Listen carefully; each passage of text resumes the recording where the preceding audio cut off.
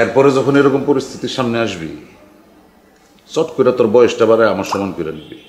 তখন আর এই 29 বছরের আশিক না, মনে করবি যে 60 বছরের আশিক পরিস্থিতির মোকাবেলা করতেছে।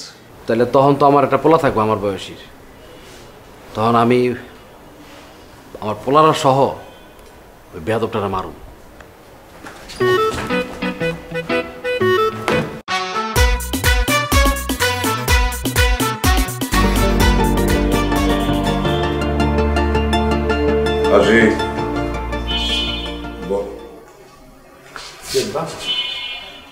অফিস নাই আজকে?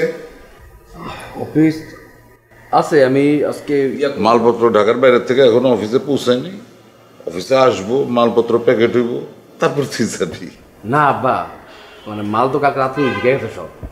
তা আমি আসার আগে করছি কি, যার যার কাজ আমি বুঝাই দিচ্ছি। তো আজকে ফোন করলাম আমার যেই অ্যাসিস্ট্যান্টে, বললো যে স্যার আপনি আজকে লাঞ্চের পরে ঢোকেন, সমস্যা নেই। আচ্ছা বাবা, এই যে তোর অফিস আর বাসার মাঝখানে এই সময়টা কি করস, তুই কি করে কাটাস? আব্বা সময়টা কই, আমি তো অফিসে থাকলে দম ফালাতে পারি না। অফিস শেষ বাসা, বাসা শেষ রেস্ট নেই, অফিস আমার বাসার অফিস, অফিস আর বাসা।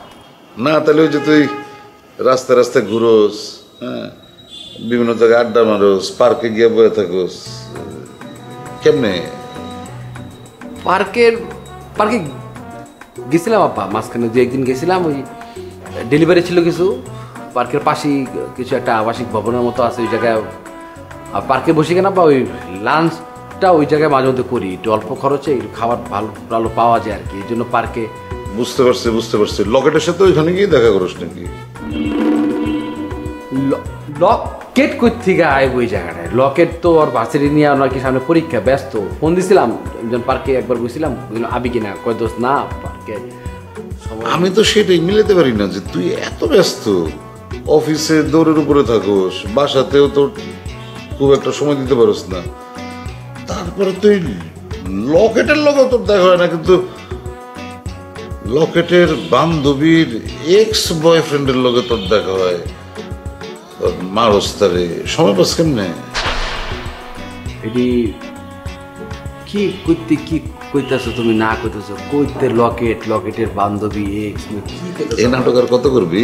এই নাটকটাই তুই বহুদিন করছিস, একটু নতুন কিছু কর। তুই কেন মারছিস ওই ছেলেরে?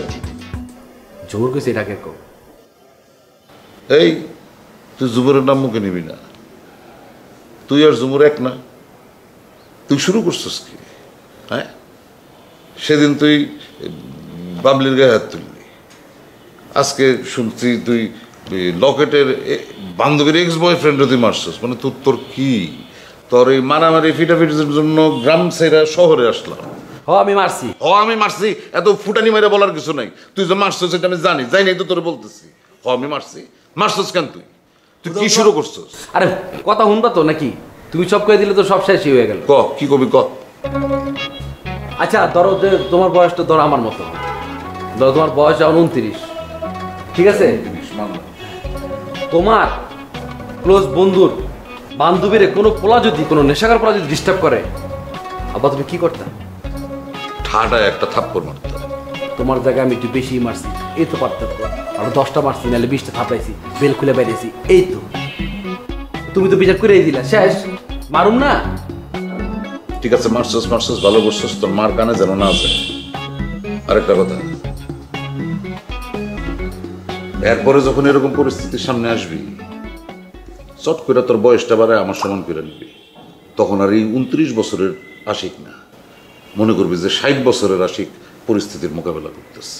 তাহলে তখন তো আমার একটা পোলা থাকবো আমার বয়সীর, তখন আমি আমার পোলারা সহ ওই বেয়াদবটারা মারুম।